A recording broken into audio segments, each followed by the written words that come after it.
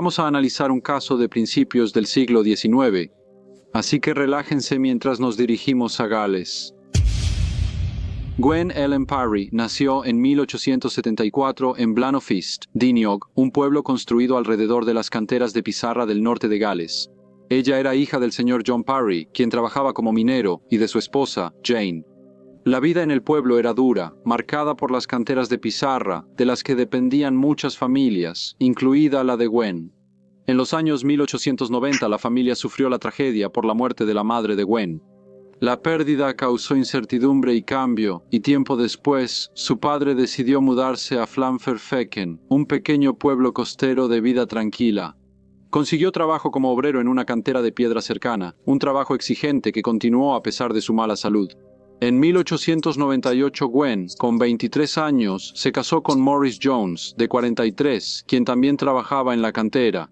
3 años después, en 1901, su padre y hermana se mudaron con ellos, aumentando sus responsabilidades. La vida en la pequeña casa era plena, pero las tareas del hogar y cuidar a la familia eran constantes. Aún así, mostró gran compasión y determinación, y adoptó a una niña de 2 años llamada Gladys, cuya madre la había abandonado en el asilo. Para mantener a su familia, Gwen rentó una habitación a huéspedes, obteniendo un ingreso pequeño pero constante. Aceptaba ropa de los vecinos y pasaba horas tallando, hirviendo y planchando en la pequeña cocina. Sus días estaban llenos de trabajo desde la mañana hasta la noche, equilibrando las tareas del hogar con el cuidado de su padre, su hermana y su hija adoptiva, aunque su vida era dura y físicamente exigente. Era similar a la de muchas familias trabajadoras del norte de Gales a inicios del siglo XX, donde cada día se centraba en ganar lo suficiente para sobrevivir y mantener el hogar. Lamentablemente, el matrimonio de Gwen y Morris Jones no parecía ser feliz, y hubo largos periodos en los que ella vivió separada de su esposo. Durante uno de estos periodos conoció a William Murphy. Era un hombre rudo y tosco, conocido como Irish, aunque no se sabía si era irlandés de nacimiento o solo por ascendencia. Tenía un acento inglés sencillo y nada lo identificaba como irlandés. Sirvió en el regimiento de East Lancashire, con períodos en India y Sudáfrica. Desde que dejó el ejército, vivió en varias partes del norte de Gales.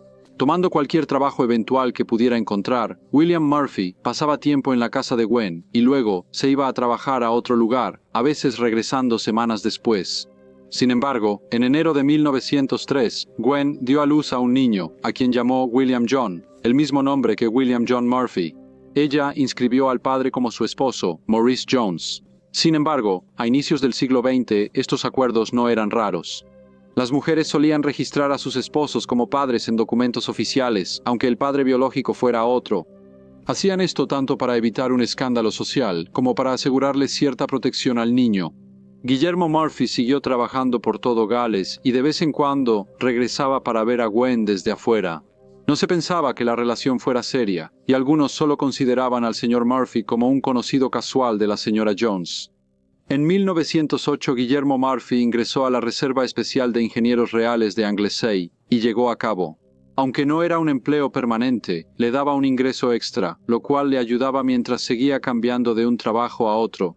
Mauricio Jones, esposo de Gwen, se había separado de ella hace tiempo y vivía en otro lugar. Gwen quedó a cargo de la casa y sus hijos pequeños. En gran parte sola, se mudó al 51 de la calle Baker en Holyhead, una zona notoriamente pobre de la ciudad. Pero a menudo regresaba a quedarse con su padre, quien para entonces vivía en Bethesda, una ciudad a unos 40 millas de Holyhead. Trabajaba como vendedora ambulante, viajando por pueblos y aldeas, vendiendo pequeños artículos. Los llevaba de puerta en puerta y a mercados locales, ganando un ingreso modesto mientras intentaba mantener su hogar. Era un trabajo duro, pero común entre mujeres del norte de Gales entonces. Se acercaba la Navidad. En 1909, Gwen y sus hijos vivían en una casa de huéspedes en la calle Baker, en Holyhead, administrada por la señora Hughes. Ella inició una relación con Roberto Jones. Él se quedaba con ella en la casa de huéspedes, pero no parecía estar tan involucrado en la relación. Para él era algo más casual, una conveniencia más que algo serio, y a menudo parecía distante cuando otros comentaban sobre su arreglo. Sin embargo, el 18 de diciembre William Murphy volvió a Holyhead. Buscó a Gwen, y a pesar de que ella vivía con otro hombre, se les vio juntos en varias ocasiones. Su renovada compañía llamó la atención. Dada la volatilidad de él y que Gwen estaba con alguien más, el vecindario se preguntaba cuánto tardarían en resurgir las tensiones. En Navidad, Gwen y el señor Murphy fueron vistos en la calle Wine. Parecían de buen humor y gritaban y cantaban, pero no se les vio juntos mucho tiempo. Después de una hora, William Murphy fue a la casa de huéspedes en la calle Baker y le ofreció trabajo a John Jones, quien respondió que ya tenía empleo y le preguntó cuál era el trabajo. El señor Murphy dijo: «Oh, he matado a una mujer y quiero que vayas y le digas a la policía». John Jones vio el rostro ensangrentado del señor Murphy y exclamó: «Dios mío, ¿mataste a una mujer?». Seguro que no, pero William Murphy insistió en que decía la verdad. Por su insistencia, John Jones lo acompañó a un campo cercano frente al puerto de refugio, una zona que había sido marcada para nuevas casas. En Navidad de 1909, solo había unas pocas casas y el ayuntamiento cavaba zanjas para nuevos desagües en el lodo de una zanja abierta. John Jones vio el cuerpo de una mujer y se dio cuenta de que era Gwen Ellen Jones. Se quedó parado un momento en estado de shock, luego miró brevemente al señor Murphy antes de correr de regreso a la calle Baker para contarles a los vecinos lo que acababa de ver. Y después de esto, fue a la estación de policía. William Murphy no intentó huir. En cambio, caminó tranquilamente por las calles y cuando un agente de policía se le acercó, declaró que había asesinado a Gwen Ellen Jones. No mostró señales de pánico ni vacilación y después de repetir su confesión, fue puesto bajo custodia. A los oficiales les sorprendió lo tranquilo que hablaba y la seriedad de sus palabras era evidente para todos. A las 11 de la noche, la policía fue al campo frente al puerto de refugio y, pese a la oscuridad, vio una gran zanja de drenaje cavada en el suelo. Fue allí donde el subjefe de policía Protero vio el cuerpo de una mujer. A pesar de la lluvia, una gran multitud se reunió por la noticia del hallazgo. La combinación de la lluvia y la cantidad de personas que intentaban ver el cuerpo significó que cualquier rastro de sangre o huellas había sido lavado o pisoteado. El subjefe de policía Protero notó que la mujer estaba muerta, pero su cuerpo aún no estaba rígido y organizó que fuera trasladado a la morgue. Al iniciar la investigación, la policía entrevistó a residentes que conocían al señor Murphy y a la señora Jones.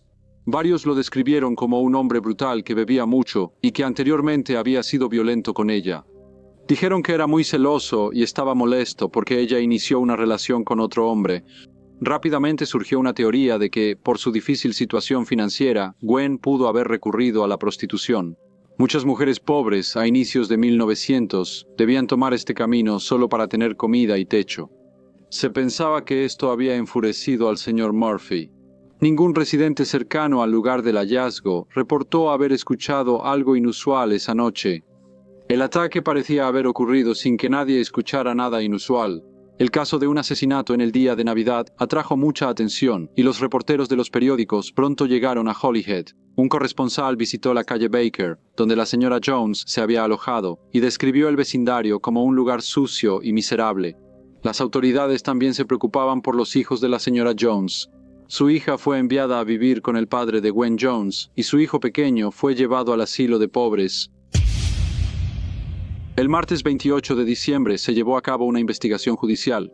El prisionero, William Murphy, fue acusado de estar presente en la muerte de Gwen Jones. El primer testigo, el subjefe de policía Protero, declaró que el señor Murphy confesó bajo custodia haber atacado y degollado a su víctima. Al enterarse de esto, el forense ordenó una autopsia para que el Dr. Clay pudiera determinar la causa exacta de la muerte. John Porry, el padre de la mujer fallecida, dijo que el señor Murphy había amenazado con matarla si alguna vez la veía con otro hombre. Dijo que el señor Murphy una vez le cortó las agujetas con un cuchillo y luego la amenazó, y que también lo había visto agredirla físicamente. Lizzie Jones fue la siguiente testigo. Era una joven de aspecto humilde y dijo que la última vez que vio a la señora Gwen Ellen Jones fue alrededor de las 8:30 p.m., el 25 de diciembre. Dijo que en ese momento Gwen se estaba yendo con el señor Murphy. Agregó que antes de que Gwen se fuera con él, le pidió que la esperara en el mismo lugar durante media hora y le explicó que tenía que arreglar algo con él. Cuando le preguntaron si había visto al señor Murphy agresivo con la señora Jones, respondió que sí. Gwen también le había dicho que el señor Murphy le mostró un cuchillo y una cuerda, diciendo que tenía la intención de matarla o ahorcarla. Después de su testimonio, fue interrogada por William Murphy, y él no quedó satisfecho con sus respuestas. Él gritó: Esa es la mujer que causó su muerte. Cuando la vi con Gwen Ellen Jones, supe que todo era culpa de ella. Yo sabía que ella era mala antes, pero cuando estuvo con esta mujer, supe que era peor. Algunos periódicos usaron este arrebato como prueba de que Gwen se dedicó a la prostitución y que Lizzie Jones la alentó. Y fue esto lo que enfureció a William Murphy. Johnny Jones también dio testimonio. Él confirmó que, aproximadamente una semana antes, el señor Murphy le había dicho que iba a encargarse de Gwen Jones y le mostró un cuchillo grande que llevaba sujeto al cinturón con una correa. Dijo que alrededor de las 9 de la noche en Navidad, el señor Murphy fue a la casa y dijo, ¿vienes conmigo? Dijo que caminaron juntos al campo frente al puerto de refugio, donde vio el cuerpo. Dijo que el señor Murphy estaba tranquilo y le pidió buscar a un policía. Roberto Jones fue el siguiente testigo. Dijo al jurado que el fallecido vivió con él las últimas 6 semanas. Dijo que no conocía a Guillermo Murphy hasta la noche de Navidad, cuando llegó a la casa de huéspedes. Roberto Jones relató que la fallecida dijo que Guillermo Murphy le mostró una cuerda y un cuchillo, advirtiéndole que usaría uno si se negaba a ir al sur de Gales. Agregó que Gwendolina le comentó que el señor Murphy ya había hecho esas amenazas varias veces. Cuando le preguntaron si el señor Murphy sabía que él y la señora Jones vivían juntos, respondió que creía que sí. El subjefe Prothero fue llamado otra vez para leer la confesión del señor Murphy en voz alta. Antes de hacerlo, el forense pidió que mujeres y niños salieran, pues consideraba que los detalles eran demasiado perturbadores para ellos. En su confesión, el señor Murphy relató que la señora Jones se reunió con él en la posada Bardsley el 25 de diciembre y llegó ebria. Dijo que salieron juntos y caminaron durante un tiempo antes de dirigirse al campo con vista al puerto de refugio. Fue allí, según su propio relato, donde se volvió contra ella y después de una pelea, la mató. Durante el proceso, uno de los miembros del jurado preguntó si el estado mental del señor Murphy pudo haber influido en sus acciones. Sin embargo, el forense explicó que tales consideraciones estaban fuera del alcance del tribunal forense y, por lo tanto, no podían ser tomadas en cuenta en sus deliberaciones. Antes de que el jurado llegara a un veredicto, el subjefe de policía Prothero pidió permiso para mencionar la situación del padre de la mujer fallecida. Explicó que el hombre tenía 69 años y vivía en extrema pobreza. Dijo que en Navidad no tenía nada más que pan seco para comer y que ahora había venido a Holyhead sin dinero para comida ni alojamiento. También tenía un niño a su cuidado y temía que solicitar ayuda parroquial pudiera descalificarlo para recibir una pensión de vejez. El subjefe de policía añadió que el padre de la señora Jones, el señor Juan Parry, fue exsoldado, se alistó en 1867 y tras 16 años de servicio fue enviado a casa como no apto para continuar. Después de esto, el jurado hizo una colecta para beneficiar al padre de la mujer fallecida. El procedimiento duró 3 horas. Al finalizar la investigación, el jurado halló a William Murphy responsable de la muerte de Gwen Ellen Jones y lo puso en prisión preventiva a la espera de juicio por el crimen. Al día siguiente, miércoles 29 de diciembre, Gwen Ellen Jones fue enterrada.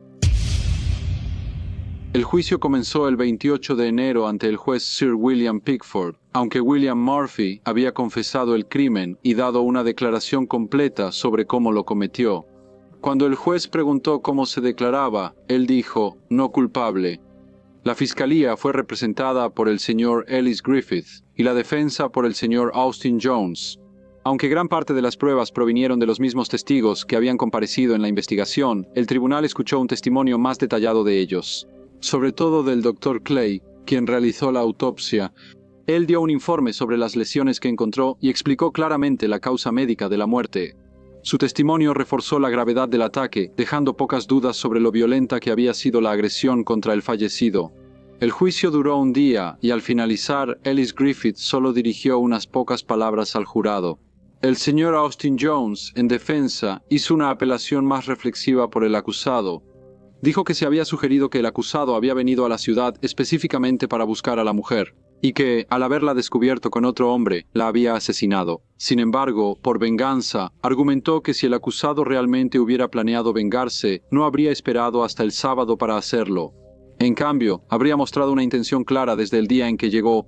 El señor Austin Jones afirmó que el acusado nunca tuvo la intención de dañar a la mujer, sino que fue impulsado por un impulso repentino e incontrolable que le impidió controlar sus acciones, y que fue mientras se encontraba en ese estado alterado cuando cometió el acto. Invitó al jurado a considerar el comportamiento del acusado después, señalando que lo primero que haría una persona en su sano juicio tras cometer un crimen así sería intentar ocultarlo. La historia del acusado, dijo, no era el relato de un hombre racional, era el comportamiento de alguien que actuaba como si estuviera loco. Tras una breve pausa, dijo que si el acusado estaba tan alterado mentalmente que no distinguía entre el bien y el mal, no podía ser responsable de sus actos en esa situación. Y el veredicto correcto sería que cometió el acto, pero que estaba loco en el momento en que el juez resumió el caso. Les recordó al jurado que, aunque no había pruebas médicas de locura, aún tenían derecho a considerar el comportamiento del hombre y la naturaleza del crimen. Si esas circunstancias los llevaban a creer que él estaba loco, eran libres de decirlo, sin embargo, debían examinar el asunto con mucho cuidado. Afirmó que la brutalidad del crimen no demostraba locura, pues personas cuerdas también cometen actos violentos. También recalcó que no mostrar remordimiento no era suficiente para demostrar locura, ya que muchas personas son frías y crueles sin estar locas. El jurado se retiró a deliberar sus veredictos.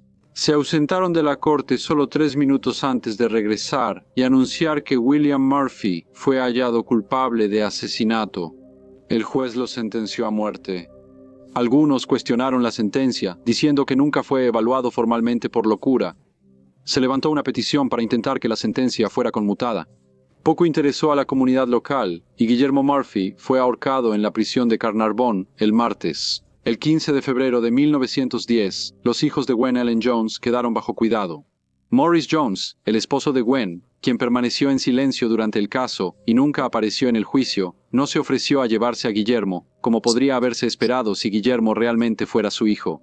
El niño fue puesto al cuidado de la organización del Dr. Bernardo, famosa por rescatar a niños en situaciones difíciles. La hija adoptiva de Gwen fue cuidada por una mujer del pueblo de Bolton, en Inglaterra.